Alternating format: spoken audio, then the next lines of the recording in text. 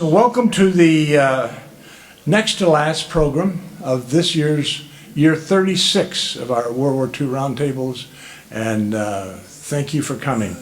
We want to welcome back Jay Stout. Jay has,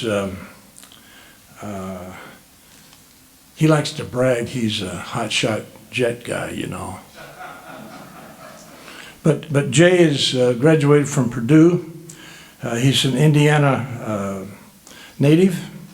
Flew for 22 years in the Marine Corps. He had over 4,500 hours of flight time. Back in the Desert Storm period, he had 37 combat missions. Jay has published quite frequently. He's got 8 books to his credit, and I know that he's working on another book on New Guinea, Dutch East Indies, whichever is the correct terminology. This evening he's going to be talking about the Air Apaches, and Jay, we really appreciate you coming back, and we're going to give you credit for all this great weather we're having. So, Jay Stout. Ruth Pearson and Bob Jensen knew each other growing up through the neighborhood, through friends, through Sunday school, activities of that sort.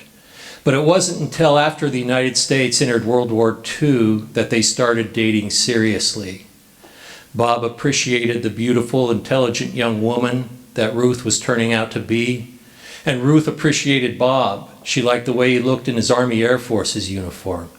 He was training to be a pilot. They eventually married, and when Bob was sent overseas as a B-25 pilot to join the 345th Air Apaches, Ruth vowed that she would write a letter to him every single night. And she did. Each night after she finished that letter, she'd come down from her bedroom, go downstairs, put it on the stand next to the front door. And each morning, her father would pick it up and mail it for her on his way to work. On March 15, 1945, the 345th Air Apaches were attacking Japanese shipping in Hong Kong Harbor, and Bob Jensen was part of that formation. His flight leader dived on a Japanese freighter, got in very close, very low, and skipped a bomb into the side of that freighter. Bob Jensen followed his flight leader too closely. He also dropped a bomb, skipped it into the freighter, and as he flew over that vessel, his flight leader's bomb detonated. The ship was carrying ammunition, and the resultant blast was so violent, it almost knocked Bob Jensen's aircraft out of the sky. In the event, it was uncontrollable, and it smashed into one of the surrounding hillsides, killing Bob and his entire crew.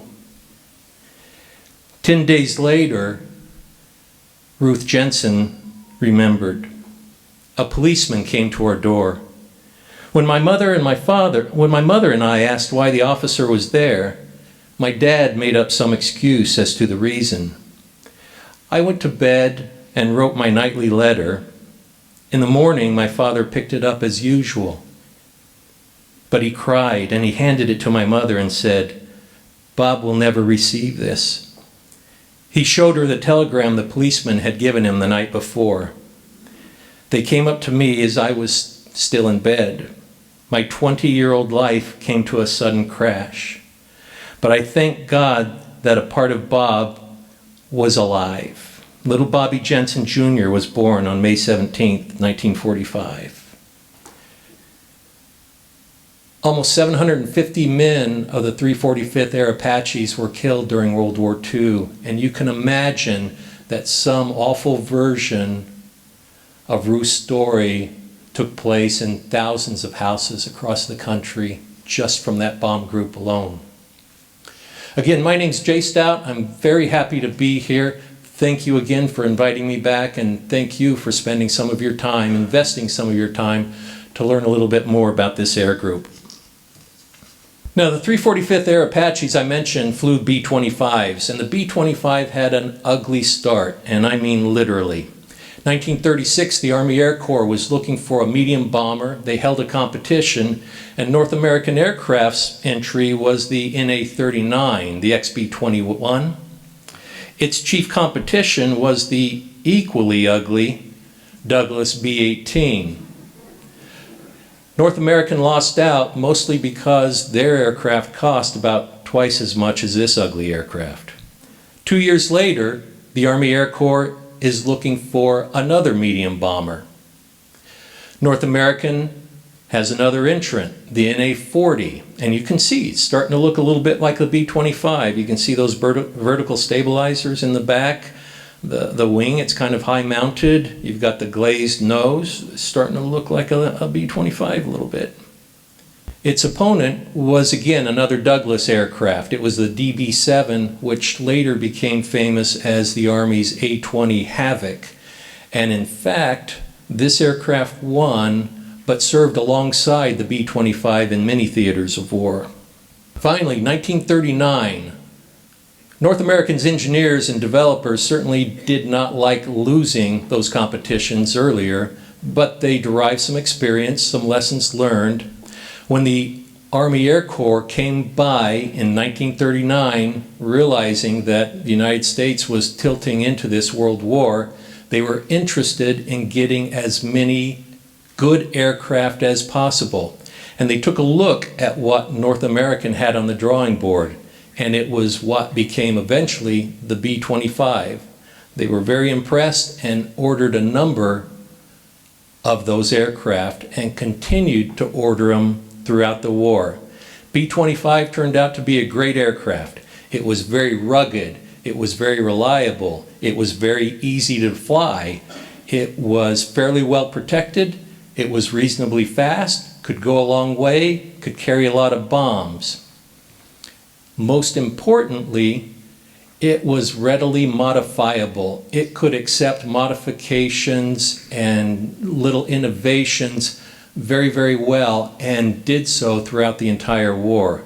I will also note that it was a very loud aircraft. When I interviewed veterans who had flown this aircraft, usually their first response after I asked a question was, "What?" The aircraft really entered the nation's consciousness or awareness after April 18th, 1945, when Lieutenant Colonel Jimmy Doolittle led a formation of 16 aircraft off the deck of the USS Hornet, and this, of course, was something the B-25 was never designed for. Doolittle led them to Tokyo, and they bombed Tokyo. They caused not much damage, but it was a huge morale lift for the United States, and it also caused Japanese leadership to pull some Japanese frontline units, aviation units, back to Japan to increase the self-defense there. Now, the 345th isn't even commissioned until about 6 months later on Armistice Day, November 11th, 1942. And for the next 6 or 7 months, they undergo some very difficult, dangerous, and sometimes deadly training.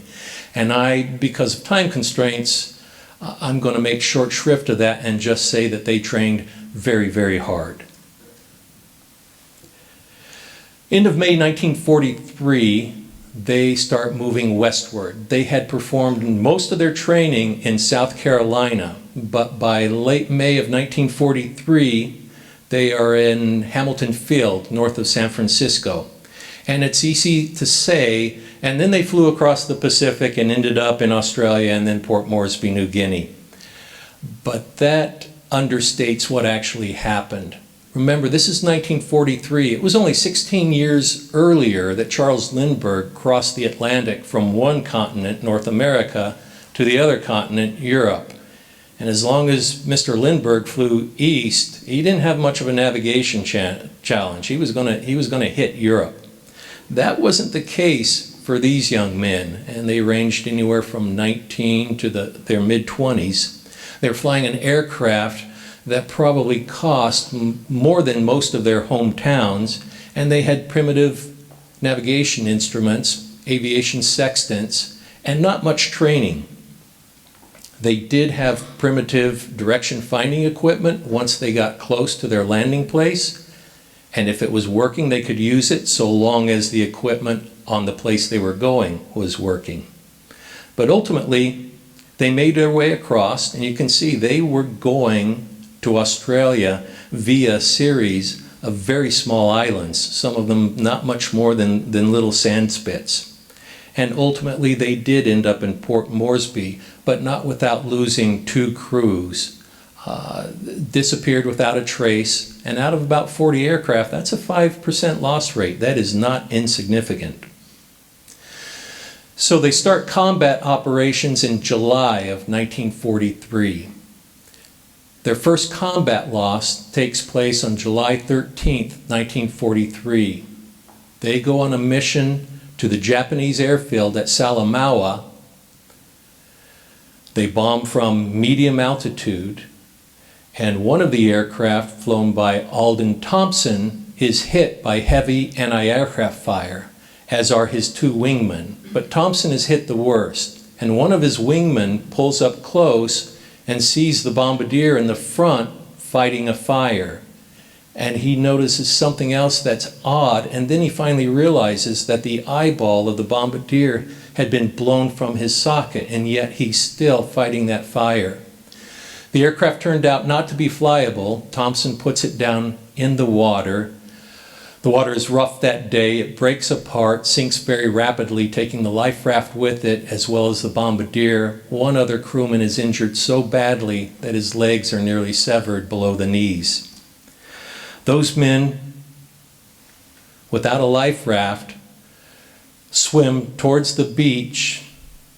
Remarkably, they aren't harassed by sharks. The wounded man dies, slips below the waves. The rest of them make it to the beach, behind enemy lines, evade through the jungle, and ultimately reach an Australian outpost. And here you can see them photographed as they're recovering and awaiting their ultimate return to the 345th. So again, I mentioned this was a medium altitude mission from anywhere from 8 to 12,000 feet. And that's the sort of bombing that the B-25 was designed to perform. And it was okay as far as it went if you were going to hit, say, for instance, an airfield or a port facility or a major manufacturing complex.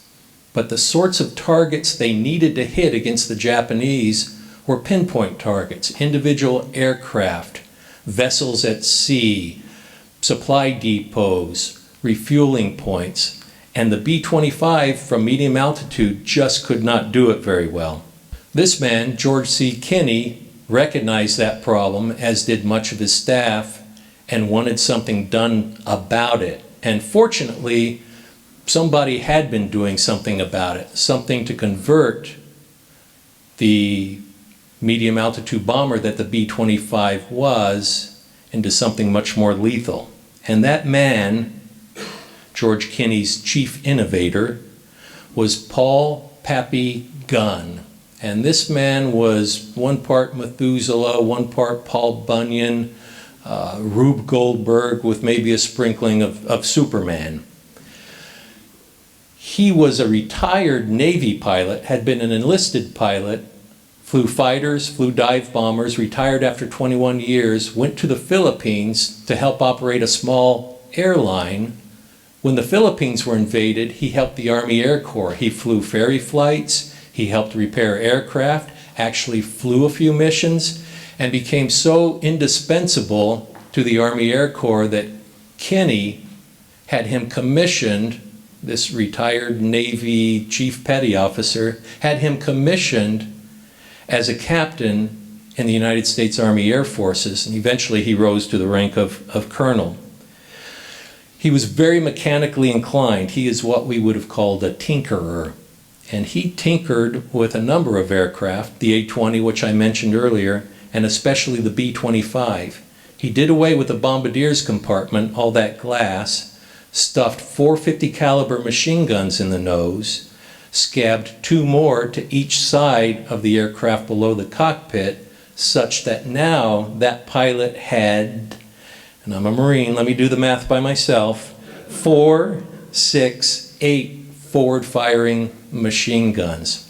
And has anyone here been next to one of these 50 caliber machine guns when it goes off? You know it is loud. You can stand 25 feet away and feel the concussion in your chest when this goes off. So you can imagine what those air crews were feeling when they fired their guns.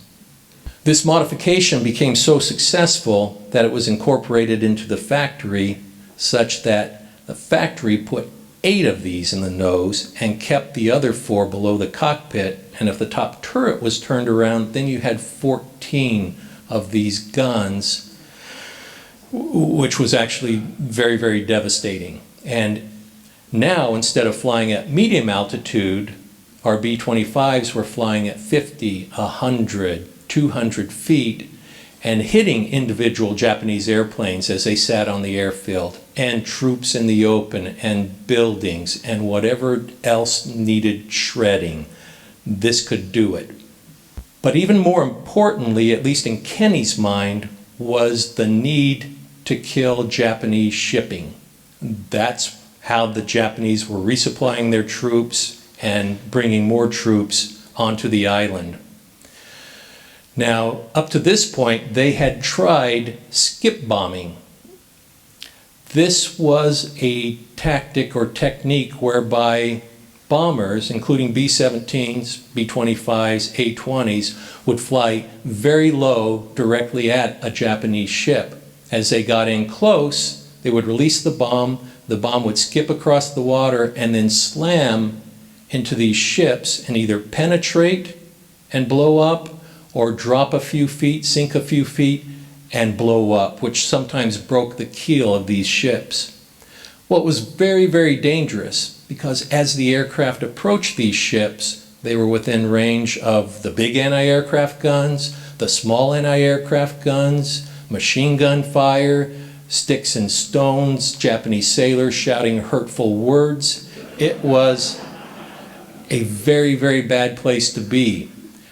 But with this new armament, as the B-25 approached these ships, the pilot could essentially just spray the deck with gunfire, which forced the gunners down to the deck such that they couldn't fire back. And that combination of guns and skip bombing was devastating to the Japanese. It turned their resupply efforts on their head. This actually was first instantiated in March of 1943, before the 345th arrived. Garrett Middlebrook was an A-20 pilot, and he watched the first B-25s to be modified to do this as they attacked a Japanese ship. I watched one of the strafers open fire on one of the moving ships. Long before he dropped his bomb, debris from the ship flew all over the water. I wondered what all the pieces of debris were, and I squinted harder. My God, they were human bodies. At the Bismarck Sea, United States forces sunk a number of Japanese transports and destroyers and killed 3,000 out of an estimated 7,000 man Japanese resupply force. But wait, there's more. Kinney wanted effective bombing against land targets as well. Medium altitude hadn't worked out so well. And if you dropped a bomb from an aircraft that's flying only at 100 or 200 feet, that bomb's going to fly with that aircraft until it hits the ground. When it explodes, it's going to blow that aircraft out of the sky. Kinney had actually worked on this concept between the world wars. What they did was attach parachutes to these bombs such that the aircraft could release the bombs would fall out, parachutes would deploy, aircraft would get away, bomb falls gently to the ground, explodes, and then shreds whatever's nearby. I believe this is the airfield at Dagwa in the Wewak complex, and you can see that line of Japanese aircraft there. And here's a close-up. See a bomb just about ready to fall onto a Japanese aircraft.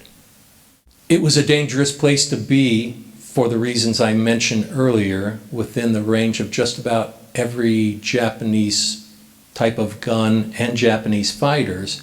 And if the aircraft was hit so low, typically what happened, if it was critically hit, the aircraft hit the ground, tumbled into pieces, everybody was killed. Or it tumbled into the water and everybody was killed. Not once during my research for the book did I find an instance where an aircraft that was hit at low level was able to climb such that the crew could escape by parachute. Usually the crew perished altogether. Here's another example. This was later in the war at Formosa, now called Taiwan. They were hitting an alcohol factory. You can see that aircraft's been hit in its left wing and in fact smashed into the ground a few seconds later.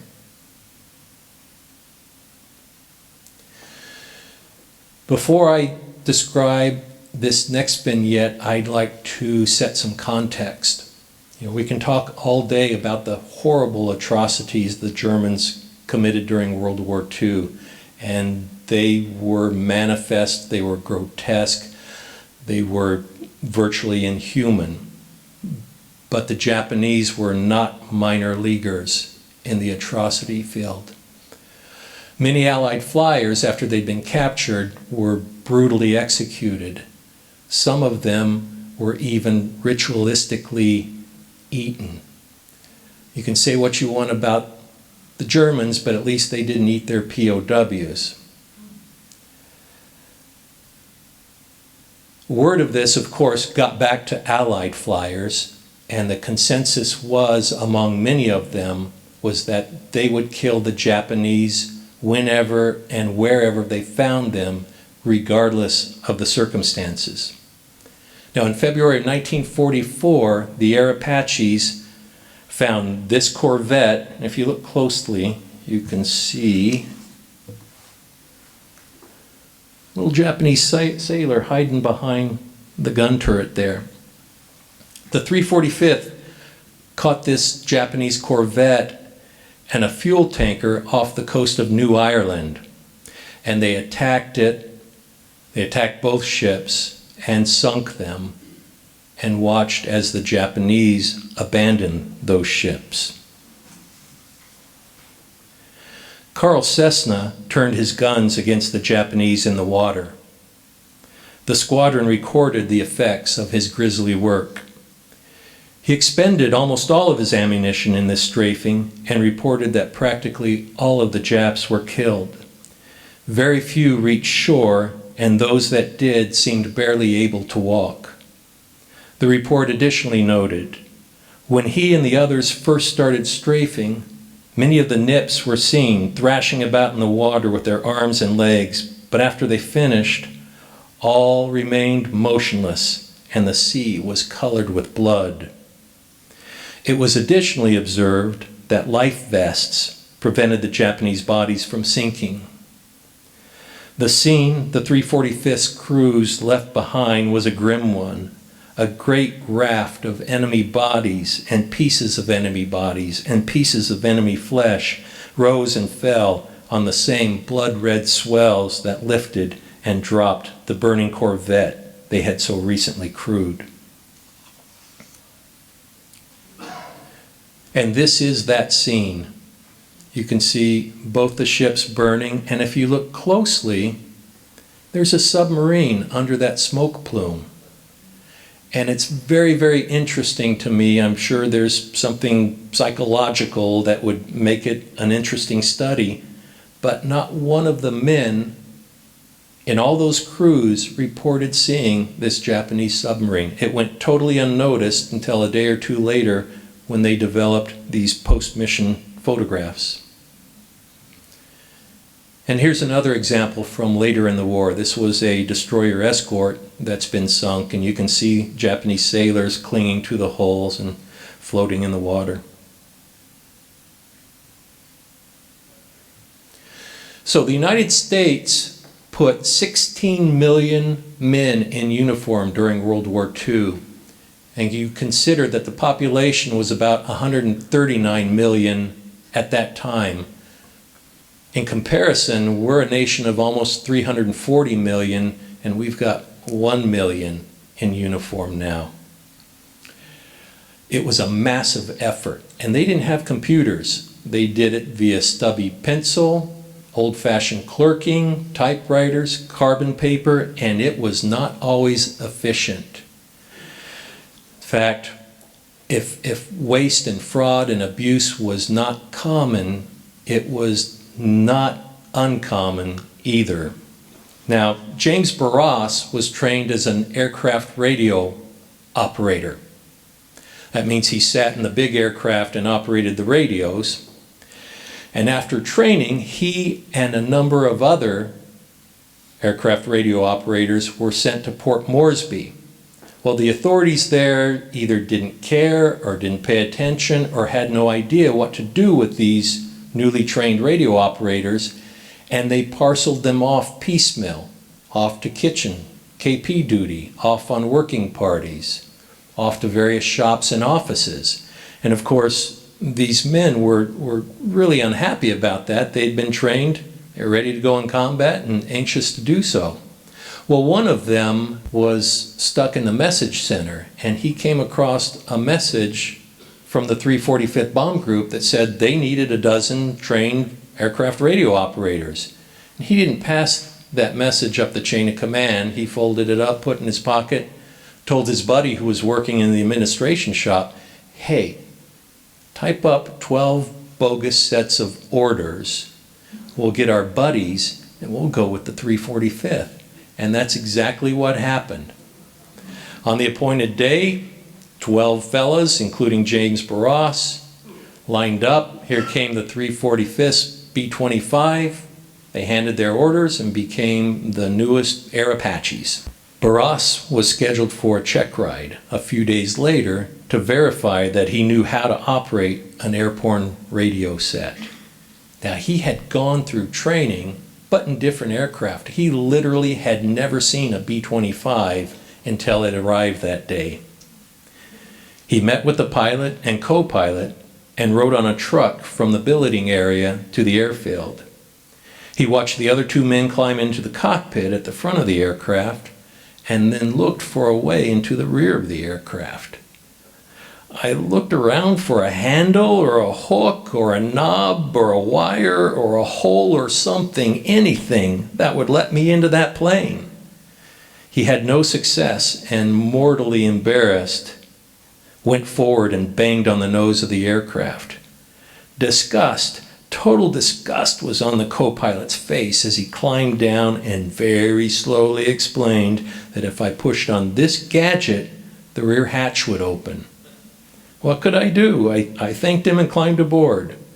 Once inside, Barras performed his radioman duties very well and was soon flying combat missions.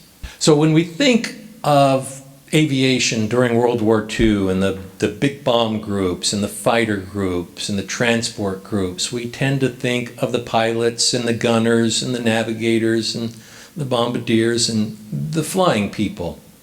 But it took about 8 to 10 support personnel for every single flyer. These were your mechanics and your bomb loaders and your armorers for your guns and your clerks and your medical personnel, your cooks, your bakers, your candlestick makers. But they, even though they weren't in active combat, it was still a dangerous place to be. There were bombings by the Japanese, there were accidents, there was disease, scrub typhus and malaria were awful. There were things that bit you. Again, things could happen to you even though you weren't in combat. Fred de Cobellis was working on the flight line when an Australian aircraft attempted a forced landing. The aircraft missed the airstrip and de Cobellis was struck by one of its wings and thrown into the turning propeller of another aircraft. He was killed instantly. De Cobellis's parents were obviously devastated when they learned of Fred's death. They were doubly devastated when they learned that their other son, Ernest, had been killed in Sicily only a few days earlier.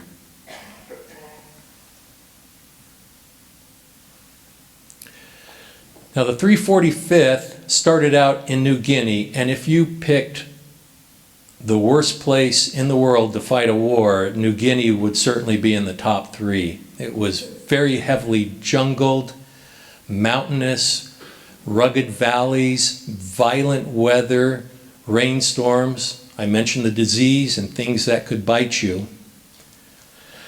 And the Japanese fought very, very hard in these difficult positions, in this difficult environment.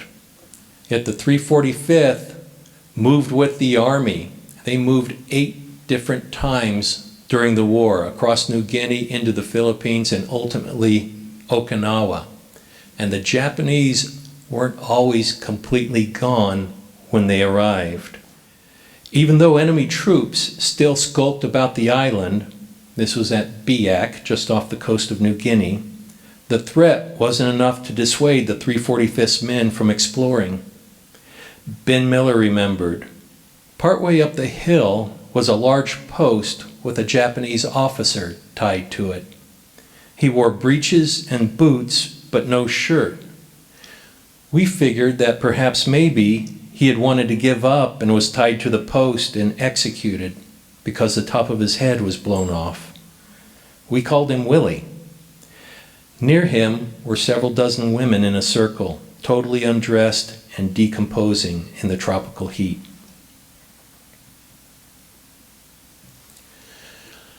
Now, as the war went on, things went our way and badly for Japan, particularly for their aviation forces. Their pilots at the beginning of the war were amongst the most skilled in all the air forces in all the world. But as they were killed or wounded or sent back home, their replacements were less well trained because Japan didn't plan for the long war, and they failed to train the pilots they needed. And when those replacement pilots were killed, their replacement pilots were even less skilled, to the point where they had very few pilots who were skilled enough to dive bomb a ship. But it was much, much easier to train a pilot to fly well enough to crash himself into a ship. And these were the suicide bombers, or kamikazes. And Japan started to initiate these sorts of operations off the coast of the Philippines in October of 1944. In November of 1944, the 345th was in the middle of a move from New Guinea to the Philippines. Its maintenance and support personnel were mainly loaded aboard 3 different Liberty ships. And 2 of those ships were hit by kamikazes, resulting in the deaths of more than 100 of the 345th's men. Ben Miller had been playing cards below decks with his friends on their bunks or their cots, and had a sudden urge to go to another part of the ship to get a cigar for whatever reason. While he was gone, a kamikaze hit the ship. Miller went back below decks and saw that his best friend, Francis Bopé, lay right by the bunk I had occupied moments before. He was gone. I picked up his one hand and forearm and placed them with his body.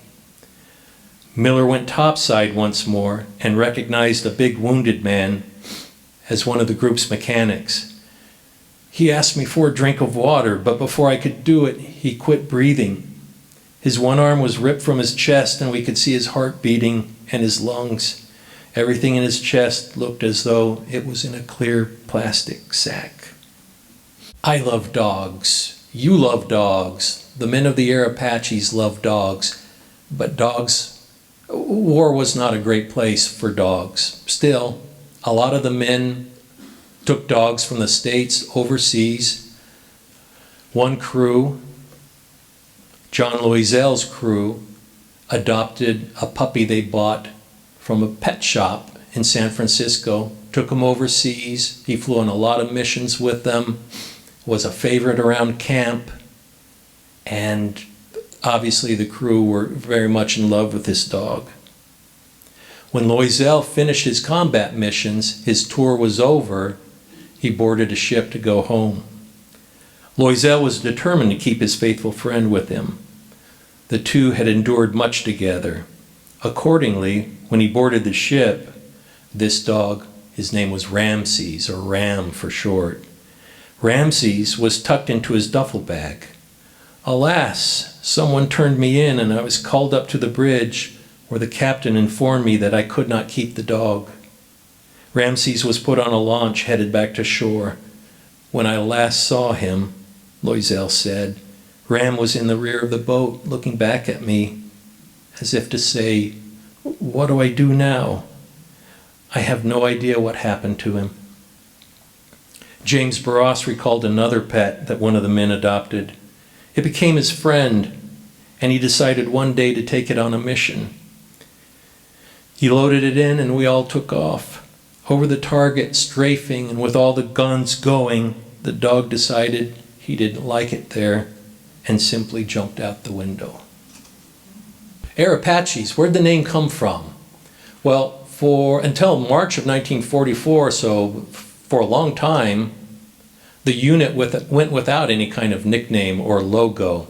So they had a contest as a morale booster to pick a name for the group. And the name that won was the Treetop Terrors.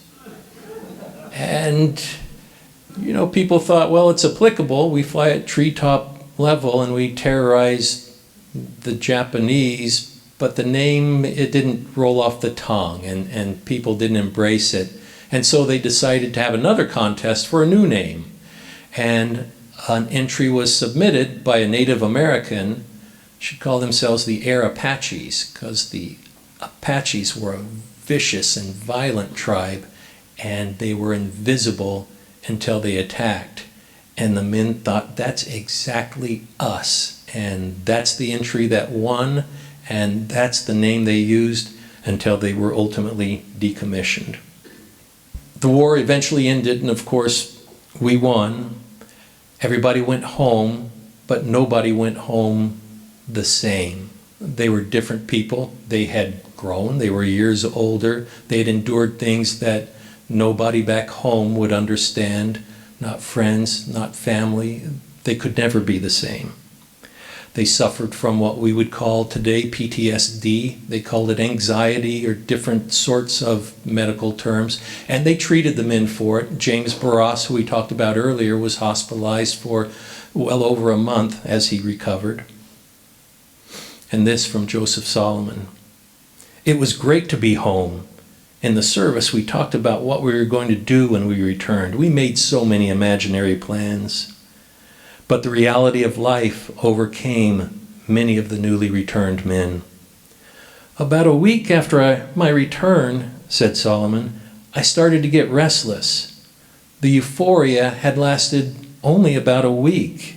It seemed like something was missing. And I realized I missed the service, missed all the buddies I spent the last 3 years with.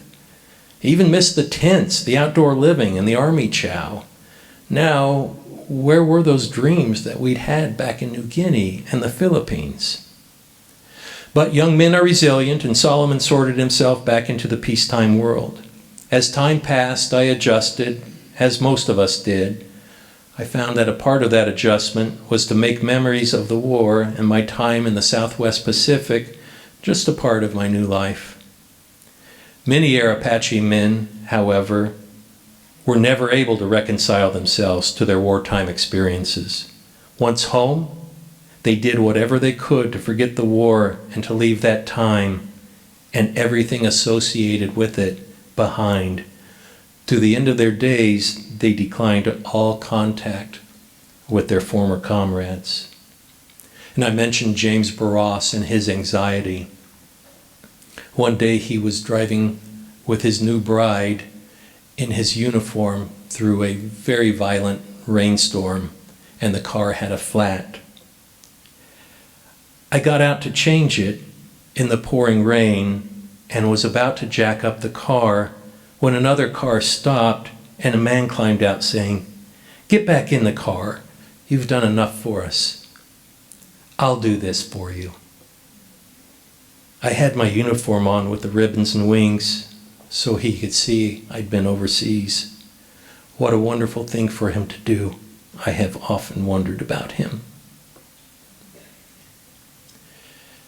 And I think that's my 45 minutes. I hope that you enjoyed it, and I'm here to entertain any questions you might have.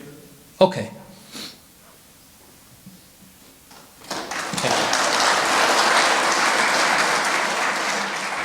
Jay, I think it's maybe fair to say that much of the action in the South Pacific, at least from the air war, so much of it was about MacArthur, and I think so much of the air war was probably forgotten. I wanted to make an emphasis, and I made some phone calls. If you would look at your round tablet, I would emphasize the book by Rich Frank that kind of gives a setup.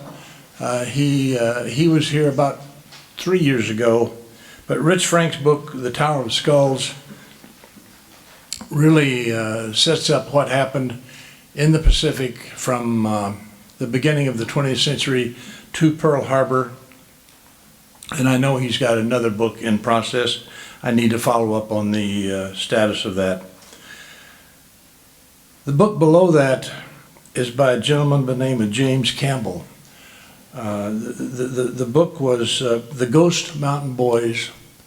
It was about the 32nd Division, which was the Wisconsin National Guard, and what their action did. When we did that program, we actually brought in 3 32nd Division veterans, and when I called Jim a couple of days ago, he said that was one of the great memories of his writing of that book. He's really Campbell was really an outdoorsman and wrote this book, but he actually, as a younger man, went over and walked the Owen Stanley Mountain from Port Moresby over to the north side of the island. He did that again a couple of years ago, and he told me about that experience. He said it was a lot harder since he had aged about 20 years from the first time he did it. But he made a point. They interacted with a bunch of the natives in New Guinea, and 2 years ago, the natives took him to 2 downed aircraft that had never been discovered in the jungle. And many of you may know a name, a fellow named Brian Moon, who was an artist, did some artwork, wrote some books, appeared on our program twice through the years. But he used to organize tours to go over and interact with the natives of the jungle. And I can't remember the exact number, but it was like 30 or 40 planes, and I could tell you some stories, and I won't now, of finding the planes, finding remains in the crash sites, and again, now that we've got GPS, we're turning those over to the Defense Department to go in and salvage the plane, locate the plane, and bring the remains out. So here we are facing close to the 80th year of the end of World War II, and it still lives on. One of the great programs that we did was with Adrian Martin and Larry Stevenson. They did a book called Operation Plum. Operation Plum was about a unit that was activated, and I actually did some research. It was about the 27th Bombardment Group of the Army Air Corps. And I'll read a plaque that's, I think it's down in Georgia, but it reads this: 1,225 airmen of the 27th Bomb Group left Savannah, Georgia, and arrived in Manila, Philippines on November 20th, 1941. The Philippines had not been attacked then. Their dive bombers did not arrive in time to stem the Japanese attack, which began on 8 December 1941. When U.S. forces were ordered to evacuate Manila and its airfield, these airmen left and fought in the Bataan Peninsula as infantrymen. They fought gallantly as infantrymen and holding a front with many of the people. If any of you have gone up to Brainerd, the Company A 194th was part of that defense of Bataan.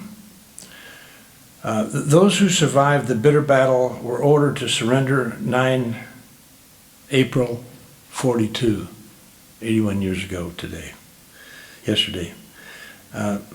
They were then subjected to the horrors of the Bataan Death March, followed by 3.5 years in brutal treatment of prisoners, and to many of them, of course, were transported on hell ships to sites in Japan.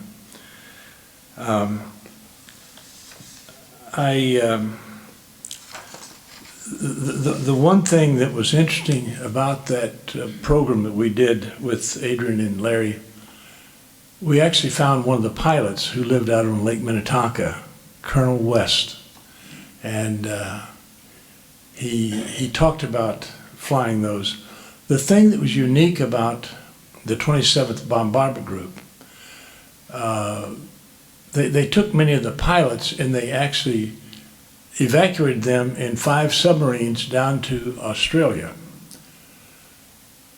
Down in Australia, and Gloria may talk about this, but if you recall, Holland had surrendered in 1940 by the German onslaught, and there just happened to be a bunch of B-25s down in Australia that belonged to the Dutch government that were sitting idle.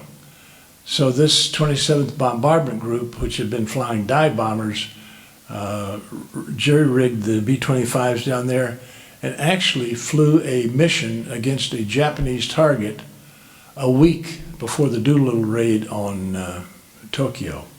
So it's a great story and a great memory for me as we look back at previous programs we've got.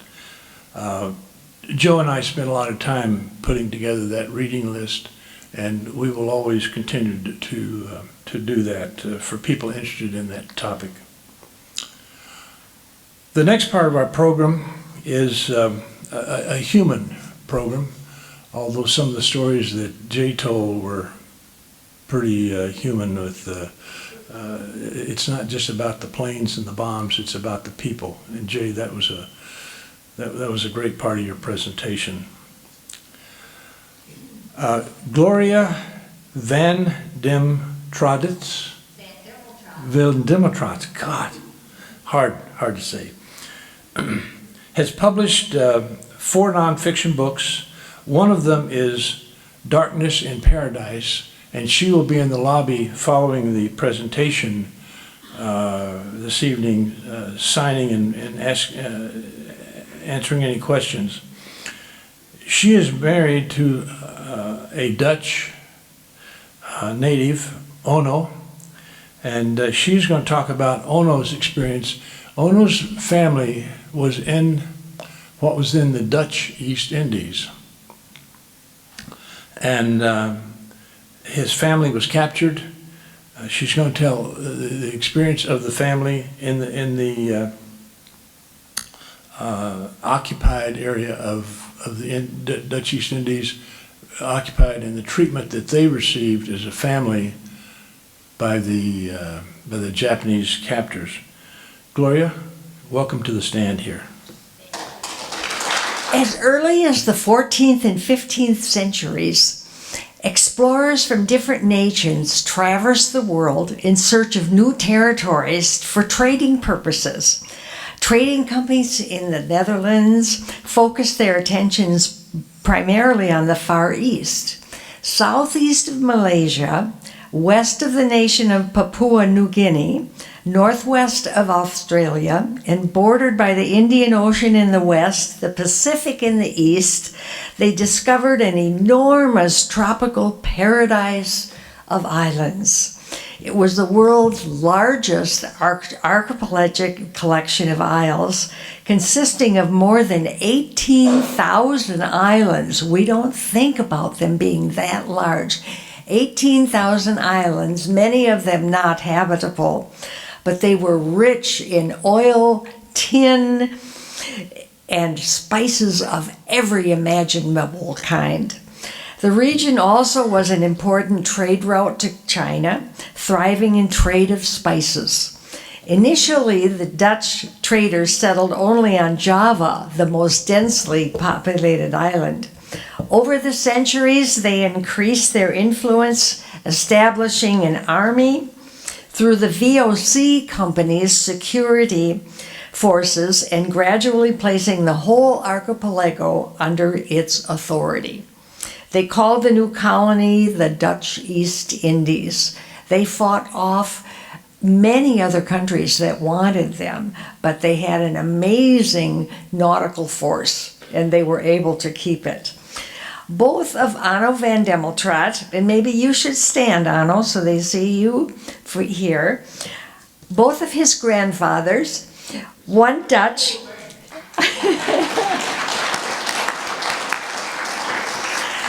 one grandfather was Dutch and one was German, traveled at different times from the Dutch port of Rotterdam in southern Holland, down around the Cape of Good Hope of Africa. Young men were given a sum of money to join the Royal Dutch East Indies Army and go to the Dutch East Indies.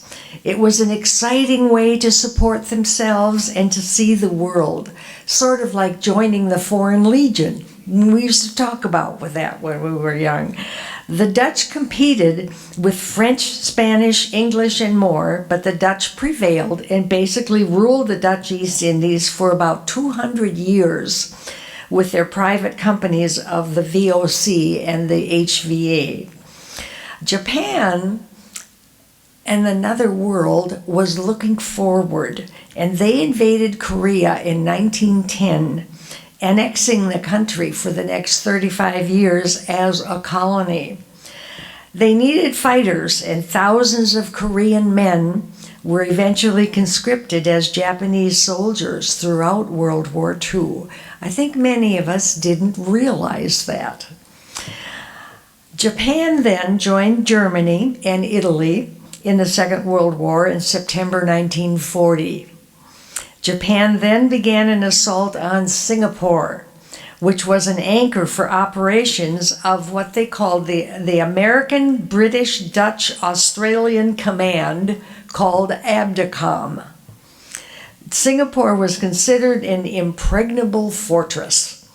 However, at the beginning of 1942, there was a terrible sea battle between the ABDACOM Allied forces and the Japanese called the Battle of the Java Sea. ABDACOM suffered a disastrous defeat by the Imperial Japanese Navy, and the Dutch Royal Navy surface fleet was basically eradicated right about the beginning of World War II, eradicated from Asian waters. Singapore fell in only 8 days. The Japanese began their assault on the Dutch East Indies, focusing on the Battle of Manado. This was a battle of the Pacific theater of World War II. It occurred at Manado on the Minahasa Peninsula on the northern part of the island of Celebes, now is known as Sulawesi, in January 42, as an attempt to open a passage to attack Australia through the eastern part of the Dutch East Indies. Abdicom was expecting an attack by sea and had all their cannons and artillery trained on the sea because the rest of the island was mountainous jungle impossible to get through.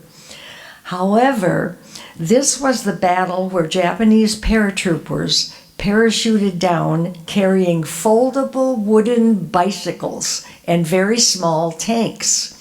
So here they are on the inner part of the island when everything else is trained on the sea and they can't turn their cannons, their guns, or anything, and they're just totally overwhelmed. The bicycles and the tanks help them get quickly down the mountains to the seaside. They totally overwhelmed Allied forces, and the paratroopers easily gained control of Java, the most populous island and the most important food-producing region in Southeast Asia. They had food, they had oil, they had everything that the rest of the world wanted. Anno van Demeltraat was 6 years old when his family fled to the bomb shelter in the backyard of their home when bombing started in the city of Bandung on the island of Java. Bandung was a city about 200 miles from the capital of the Dutch East Indies, which was called Batavia, and now it's Jakarta.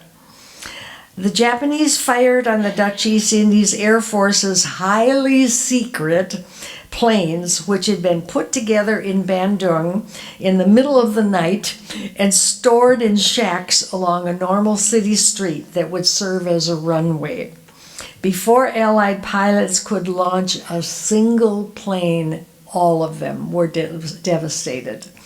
And I remember that Ono told me a story or comment that his father had made, that when they were going to be attacked, they knew it, and his father was drafted immediately into the prisoner of war camps.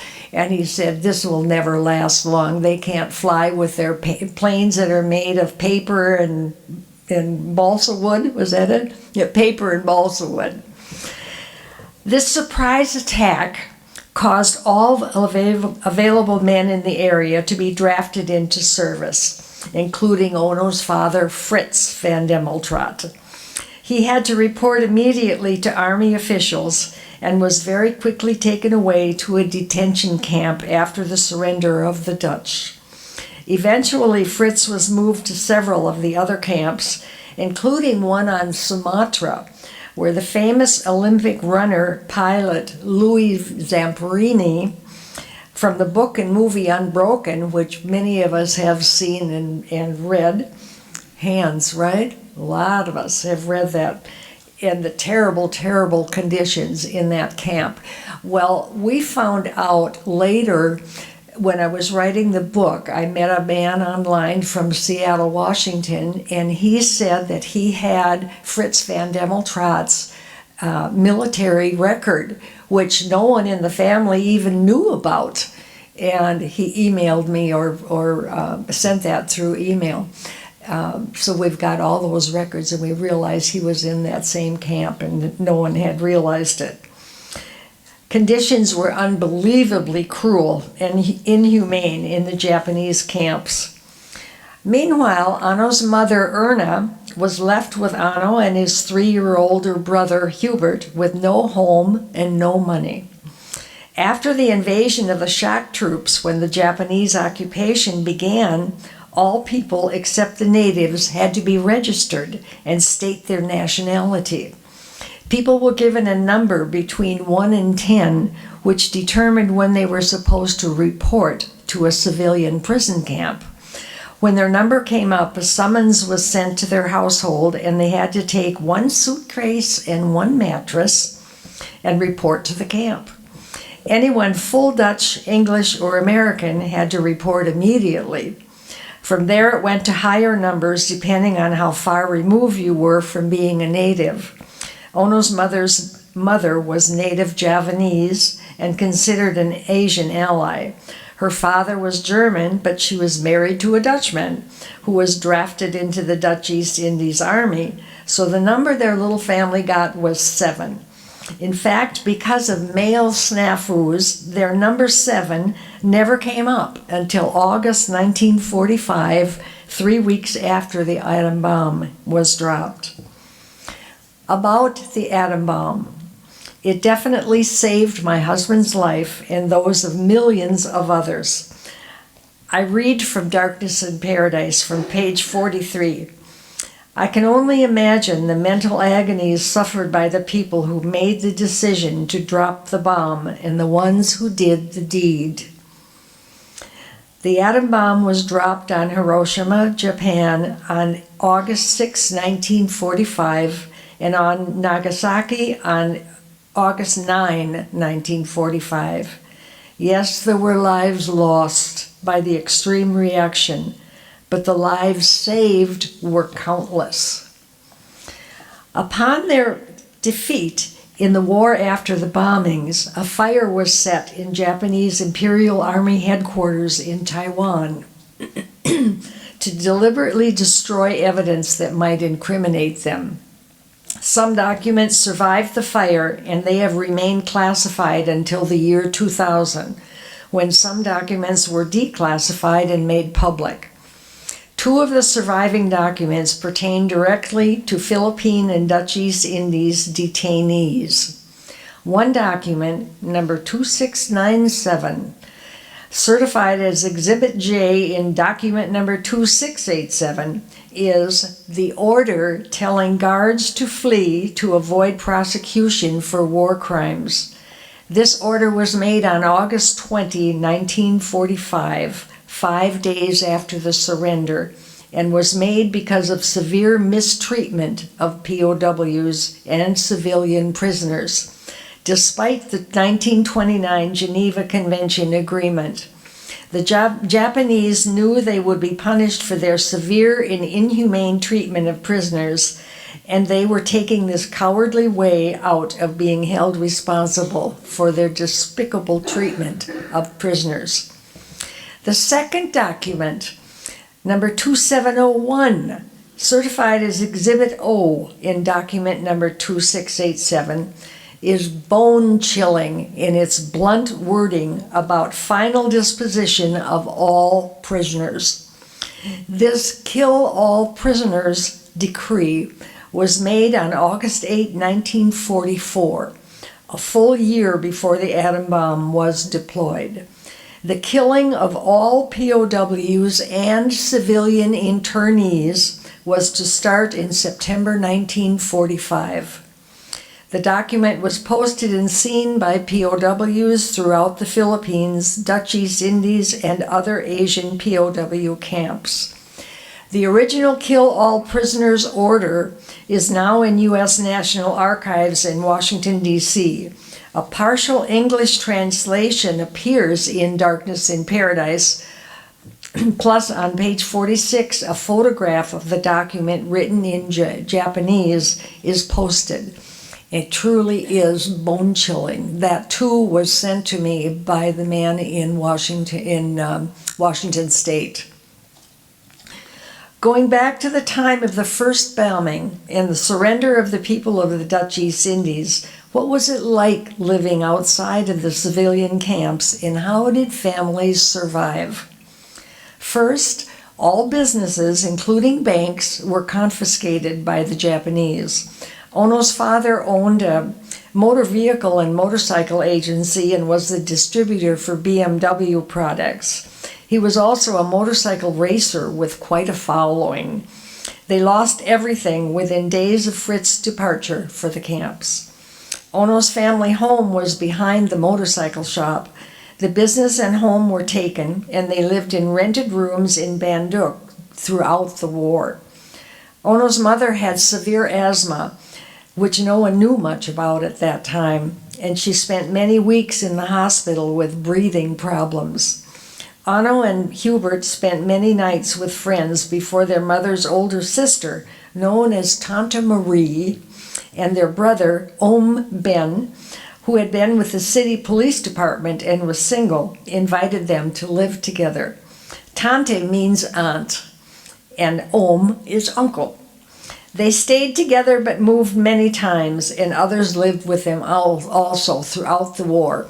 During the city of Bandung was moving. People were moving all the time because they couldn't pay. No one had any money, so I don't know how they survived, but they moved all the time and lived in different places. Households of however many families or individuals had to adhere to rules very similar to those in the civilian camps. All windows had to be covered so no light seeped out at night, and many fake air raids pierced the nights to see if light might be leaking. Other bogus tests would take place. For example, one night there was a knock on the family's door. Tante Marie answered to a smiling man in sunglasses who was obviously a Japanese soldier but pretending to be a native. He politely asked her if she could possibly smuggle a little note to a prisoner in the camps. Tante Marie immediately saw through this silly deception, and she was not intimidated in the least. She started yelling at the man, saying, "What are you asking me to do? This is not right. I won't do anything of the kind. In fact, I'm going to report you to the Kamikazes." The Kamikazes was the highest secret Japanese military police force, as bad or worse than the Gestapo in Germany or the KGB in Russia. Tante Marie was a short, round woman who made up in ferocity which she lacked in stature. She kept yelling at the man until he finally left, and they didn't have that sort of invasion again.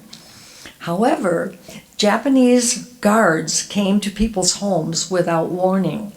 One day a Japanese soldier came to their door and just opened the door and strutted in with his huge rifle and frightening bayonet that was carried on his side like a sword. Brave and fearless, Tante Marie rushed to the door, and the man pointed to a large couch in the living room. He indicated that he wanted to take a nap, and Tante Marie was to wake him in a half hour so he could go back on guard duty. He immediately laid on his back with his rifle between his legs and his cap over his eyes and began to snore. In a half hour, Tante Marie woke him and off he went. He came back the next day and did the same thing. He was a guard for the prisoners who worked growing food in a nearby ravine. After a couple of weeks of doing this, he told family his name, Jay Stout. He was a Korean conscripted soldier and was not all that happy to be serving Japan. He began to call Tante Marie Big Mama, and Ono's mother was Small Mama. And he showed everyone pictures of his family farm back in Korea. This story goes on in the book, and Jay Stout became like a son to Tante Marie and eventually carried food and clothing into the camp for emaciated prisoners. This was at great danger to himself, but he did it. In addition, the soldiers were required to beat so many prisoners every day, and Jay Stout made agreements with certain prisoners that they would cower and cry while he stood above them and shouted and pretended to kick and hurt them. So this was quite a guy. In fact, add this here, at the end of the war, Jay Stout, Ono's father had not appeared, and Jay Stout wanted to take them back to his farm in Korea, the whole family, which was lovely. These are only a few stories about the war in the Dutch East Indies, and we must remember they're told in this book by a young boy who was only 11 years old when his sick and shrunken POW father was able to find his family after the gates of hell were opened. The stories by Ono's mother and aunt are untold as they hid their fears from the children. At one point, the whole family was running from shots by marauding natives after the end of the war. We know they struggled to keep the family fed, clothed, and housed in unbelievably inhumane conditions with no money, few possessions, and little food.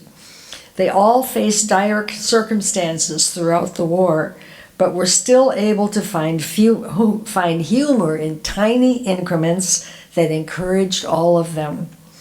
Human endurance was tested to the nth degree by this terrible war that changed the world forever. May we never forget.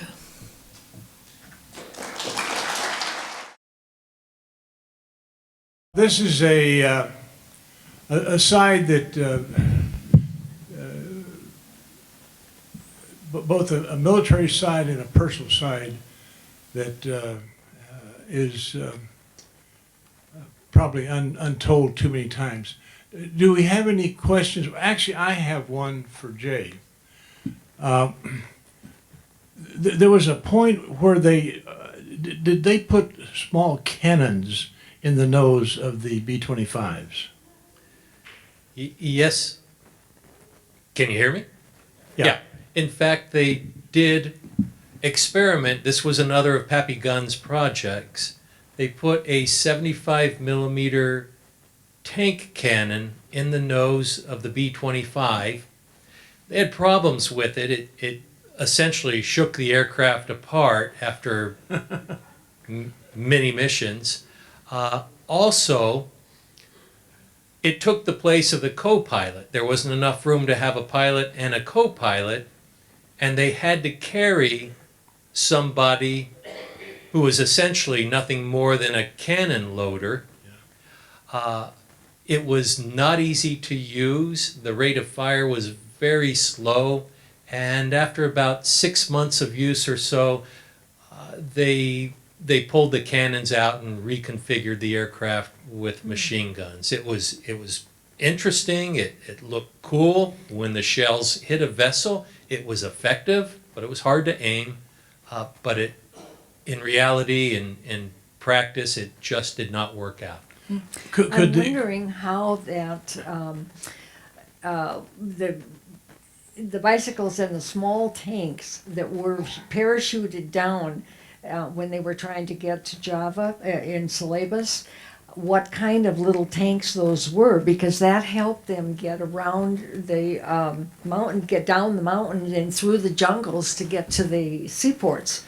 That was one reason why your presentation was so interesting to me, because I'd never heard of that before. Really? Yeah. And I didn't either. I did a tremendous amount of research on this whole thing, and first using Ono's memories, and this man has the most marvelous long-term memory you can't imagine, and telling me about this, and he knew about the bicycles. He didn't know about the tanks, but I found that on research, during research.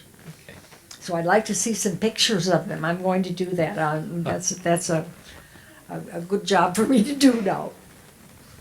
Any questions?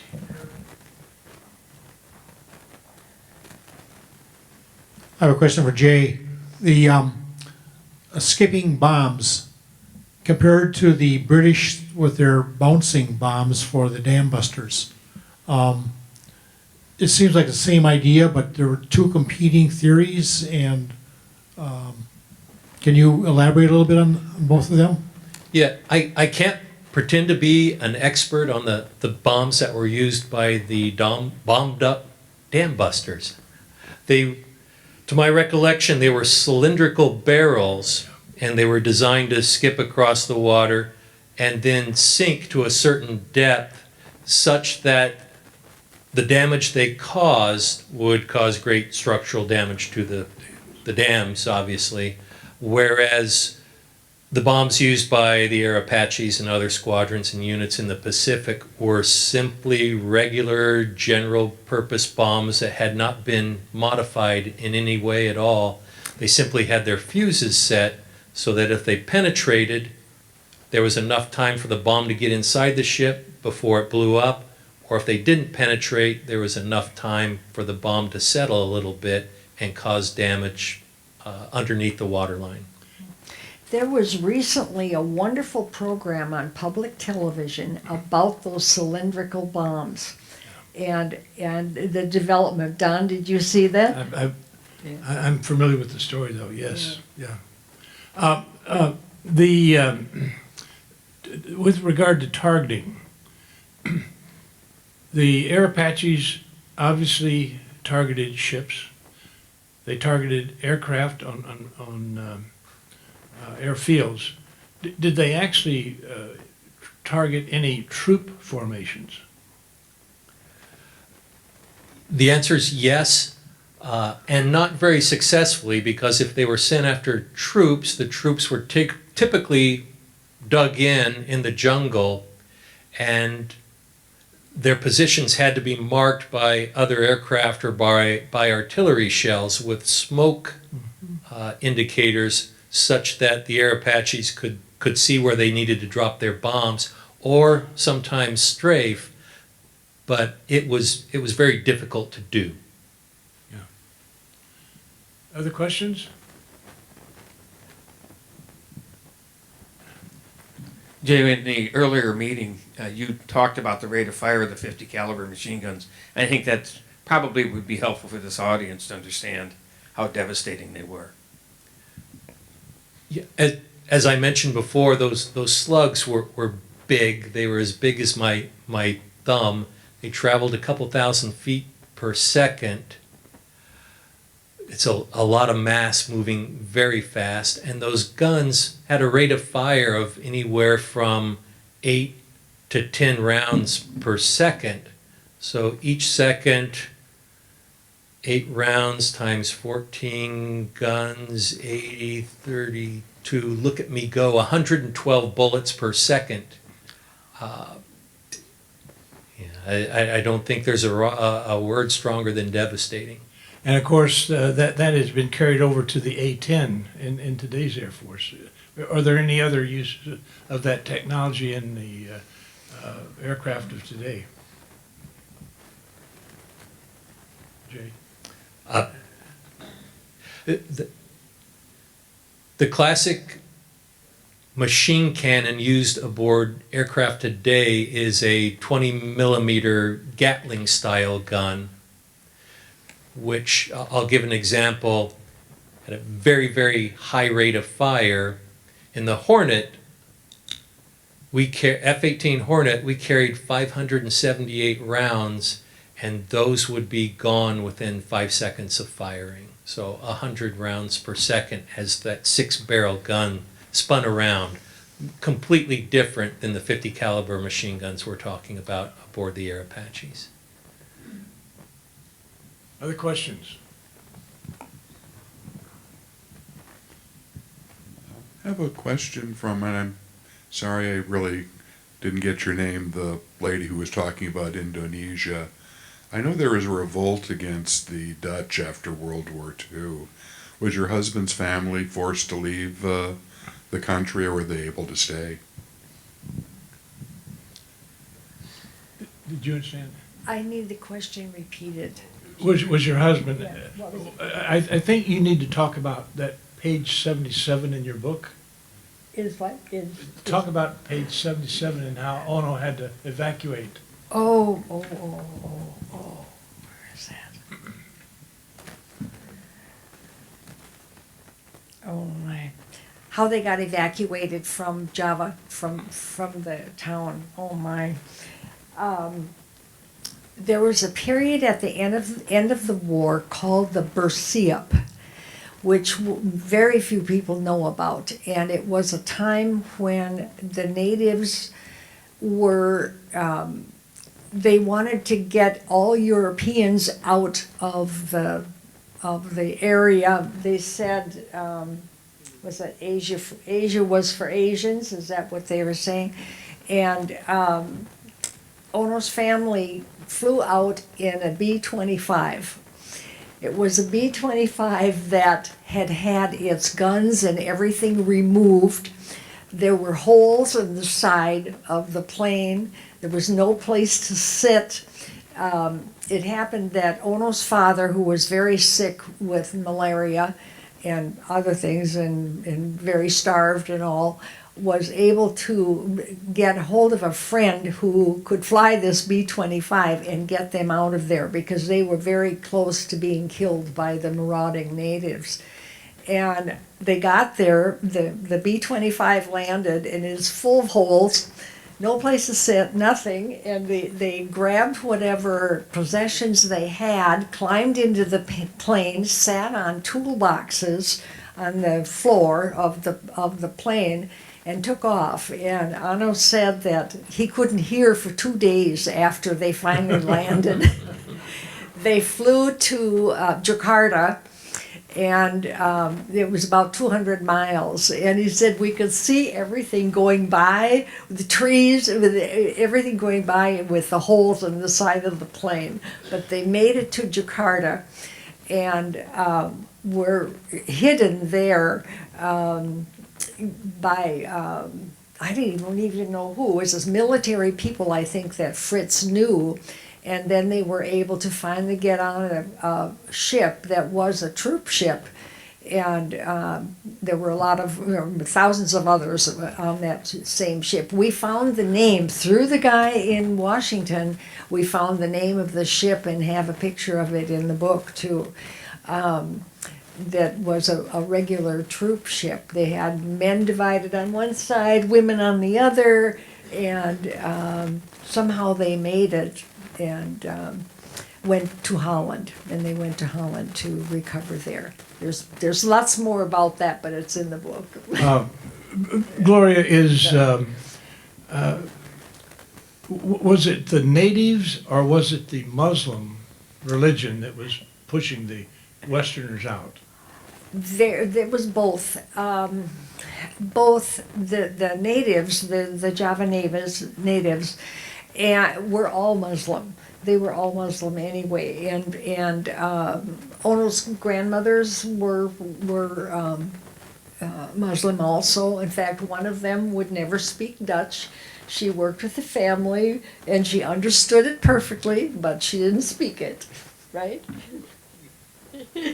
And his nursemaid Macha was a native woman too. And there's another story about that. They were both born in a palace, the daughters of either a prince or concubines, and they fled from the palace. They ran away from the palace, and then the one sister married Ono's grandfather. And I believe my number is right. I think Indonesia, as it is today, is the most populous Muslim nation. Yes, it is. Ono went to a Christian high school in Indonesia, and they are gone now. There are no more Christian schools there that are visible. The Christians practice in private. Other questions? Here, there's one down here. Question for Jay. Did the 345th ever fly with escorts? Yes, they did. Depending on which target they were headed to, how far it was, if there were fighters that could range as far as they were going, they did have escorts. And those ranged from P-39s, P-40s, P-38s, and then later in the Philippines and Okinawa, P-51s. Got one for Jay as well. Jay, given the record of the Air Apaches, the impact they had on the war and the theater, did they ever get any citations or recognition? Because you don't hear much about that unit itself, and obviously your book highlights it. So yes, they did, along with, and there were other similar bomb groups, and other similar bomb groups did equally outstanding or heroic work. They were all recognized by the government, awarded typically distinguished unit commendations. I picked the Air Apaches for a number of reasons. The ease of research. They still had a extant veterans organization that readily gave me material to work with. Their activities were fairly well documented, and as you saw, they did a great job, and that was one of the reasons. Plus, a book that says Air Apaches. It sounds really marketable. Any other questions? Yeah. Jay, you talked about the replacement pilots for the Japanese. What about, given the large losses of the 345, what was the effect of the replacements in that group? The 345th, of course, they did lose people to combat and to accidents and things of that nature.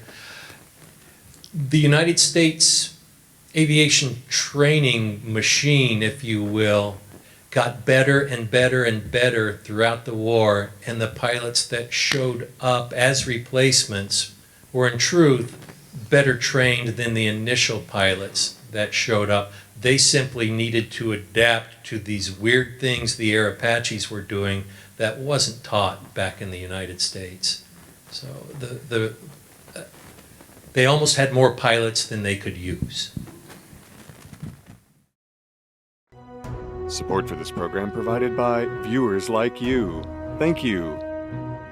Additional support provided through the Catherine B. Anderson Fund of the St. Paul Foundation. Upcoming roundtable topics can be found at www.mn-ww2roundtable.org. Production services provided by Barrows Productions.